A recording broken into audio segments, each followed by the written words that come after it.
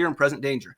Let's look at this man from South Dakota. He says, this is during World War I, if I were conscription age and had no dependents and were drafted, now these are ifs because he's too old. He has not been conscripted. He has not been drafted. They are not making him. He's just saying, if this happened, I would refuse to serve.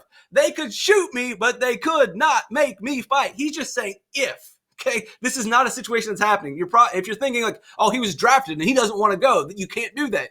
Part of your civic duties is that you have to go if called. He's not being called. He's too old. He's saying, if they made me, I wouldn't go. So it's just he's just talking trash. And they threw him in jail. They threw him in jail for talking trash. He's not refusing to serve. He's just speaking about how he hates the war. And why do they throw him in jail? Because basically the Espionage Act says the citizens cannot do anything that hurts the ability to win the war.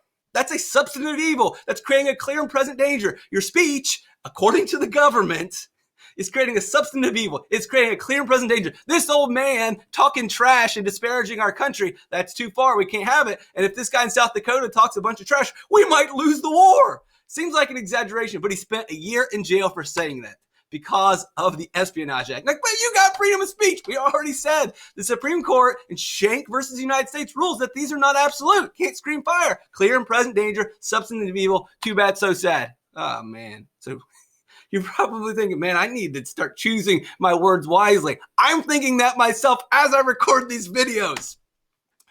Emma Goldman will go a step further. She's not just passing out pamphlets. She creates a group, an organization called the No Conscription League. Basically, an anti-draft, don't join the Army League. Well, they pull the Espionage Act out of her, throw her in jail for 2 years, and then they go a step further. They kick her out of the country.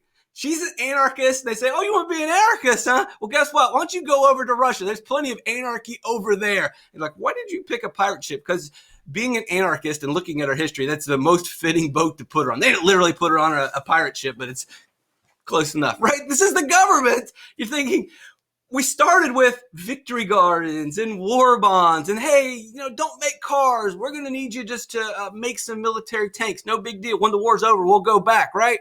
Now it's, oh, did you say something bad about the government? You're going to jail. Or someone down the street heard you say something bad about the government and they snitch on you, you go to jail. That's what was happening. Thousands of people were arrested and thrown in jail because of the Espionage Act. Many of them Germans because he's talking German. He must be a spy, or maybe he's saying bad stuff. Throw him in jail. There's a good point. We do need to stop spies, but where do we draw the line? And we still have this today. We've got Bradley Manning and Edward Snowden who, they illegally released information, but they were telling the public about the illegal things the government was doing. But by releasing this information, which was talking about the bad things the government was doing, they were creating a clear and present danger. So they are, even though, and so I probably should let you know that Bradley Manning is Chelsea Manning now. And I want to make sure I clear that up because I guess technically I just dead named her and I don't want to get this video pulled from YouTube. So Chelsea Manning and Edward Snowden are, well, she has been released and forgiven for her crimes. He is still the most wanted man and he's forced to live over